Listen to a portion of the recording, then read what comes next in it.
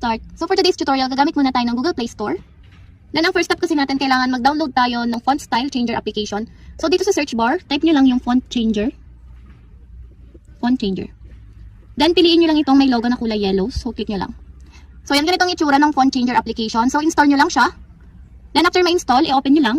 So yan, pagka-open, pili lang kayo ng font style dito sa baba. So i-click nyo lang ito para makapili kayo ng mga font style na gusto ninyo. So for example, ito, piliin natin. So yan, kapag nakapili na kayo ng font style, i-type nyo na lang dito kung anong gusto nyong words na ilagay sa inyong messenger chat. So for example, how are you? So yan.